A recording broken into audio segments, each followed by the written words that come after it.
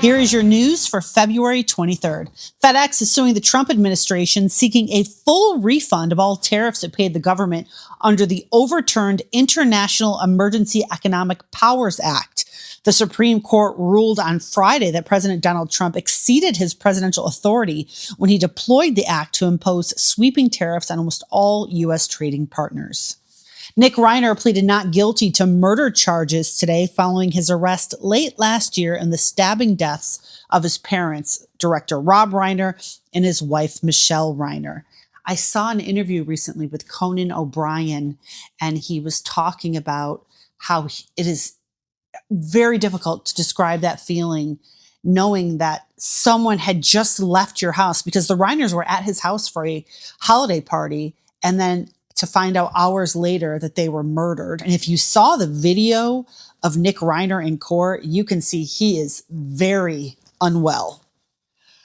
He will remain in jail on no bail. His next court appearance has been scheduled for April 29th. He faces 2 counts of first-degree murder with the special circumstance of multiple murders. I'm not going to lie, I have no idea what that means. This story, get ready to hate on this woman. This is so crazy. A mother of 3 who went missing 24 years ago has been found alive after living a double life in North Carolina. This woman, Michelle Hundley Smith, vanished in December of 2001. She's 38 years old. She says, "Hey, bye family. I'm going to go Christmas shopping." Psych. She just left. She didn't go Christmas shopping. She had 3 kids that she left behind, ages 19, 14, and 7. They had a Facebook page dedicated to finding their missing mother. They had been looking for her for years and still hadn't given up hope.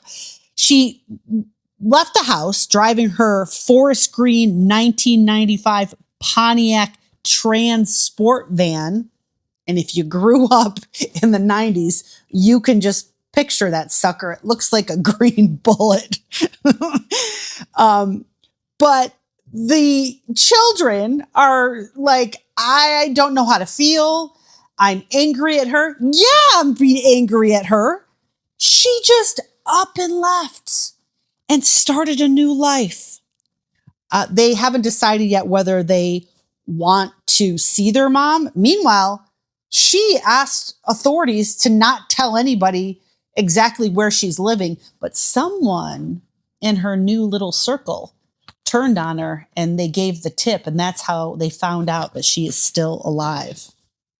Crazy.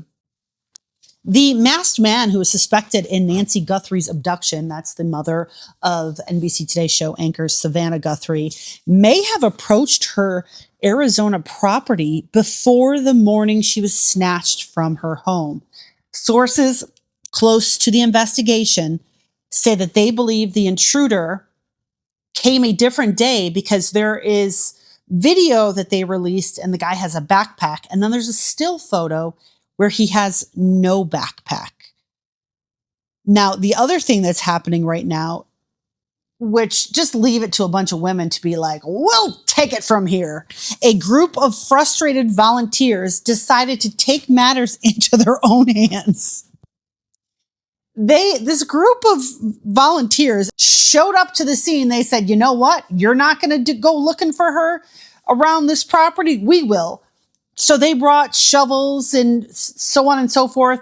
And they're just digging around because they think she may be buried near her property. No idea why they think that. Also, no idea why police don't have this area blocked off. Frozen ready-to-eat meatballs sold nationwide at Aldi have been recalled because they may have pieces of metal in them. Now, the reason I do this story is because just the other day I told you that there was a chicken fried rice from Trader Joe's that was recalled that had pieces of metal in it. What the hell's going on? In this article about this latest recall, this involves 9,462 pounds of products by Rosina Food Products. Listen, I love Aldi, and I'm probably bought these meatballs. I may have them in my freezer right now, but it says that customers are ordered to either return the items to the store or throw them out. The U.S. women's hockey gold medal winning team has politely declined an invitation from President Donald Trump to attend the State of the Union address. Now, they released a statement, or their spokesperson released a statement saying, thanks so much for the offer, but our schedules won't allow it. It also comes after the president pretty much insulted the women's hockey team, and you can spin it however the hell you want, but he was talking to the men in the locker room. Here, let's just listen to it. We have medals for you guys, and we have to, I must tell you, we're going to have to bring the women's team. You do know that. Yeah, I wouldn't go either. An estimated 87 million Netflix users could lose access this weekend as the streaming service quietly phases out support for older devices. So if you're watching Netflix on a Sony PlayStation, a PS3, apparently you will not be able to watch Netflix on that PS3 through the apps anymore. They're also phasing out certain smart TVs that are more than a decade old. You won't be able to watch Netflix on those either. I don't know about smart TVs, but I have probably 3 of those box TVs, those heavy duty box TVs in my basement, which why the hell do they make it so difficult to get rid of these things? I have to wait until some local politician decides they're going to host some event and get patted on the back, and then I have to make an appointment in order to drop my TVs off. There needs to be a much simpler way to do this, because otherwise I'm going to end up with a basement full of TVs. New York City and surrounding areas are in the throes of a historic snow hurricane blizzard that has left 2 people dead and more than 500,000 people without power on the East Coast. I also saw a video that there was a huge snowball fight in Central Park. It actually looked like a lot of fun, but NYPD sent a few officers to try to calm things down, which of course was a bad idea because morons started throwing snowballs at these police officers. Thieves stole roughly $180,000 worth of Pokemon cards from a California collectibles store. This story just hurts me because I did something, like maybe was it 2 years ago? I had a can, those tin cans of Pokemon cards that were my son's, who is now 26. And this is before I had no idea that Pokemon cards were worth anything. And I have a sickness where I love to throw things out. It actually brings me joy to just declutter. Well, I threw the can of Pokemon cards out, and I just want to kick myself because Lord knows what they were worth, because they were old and in mint condition because he never played with them. Yeah, it hurts me. Apparently these robbers smashed the glass door and cut through a shared wall to gain entry. One of the cards was worth $10,000.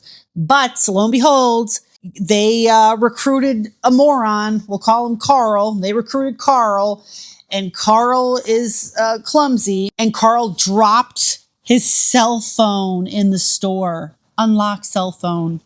So they're screwed. And finally, an IKEA plushie that's been dragged around by a Japanese zoo monkey. Have you seen this story? It's now selling for hundreds of dollars on eBay. The viral story is Punch, this adorable monkey. It was abandoned. The mother wouldn't take care of it. All these other monkeys were bullying it, essentially. And so the zoo gave him this plush monkey that IKEA had donated. And it just loved it and sleeps with it and drags it everywhere. They only cost $19.99, but they're sold out. And so people are now selling them on eBay. Well, that is the news for today.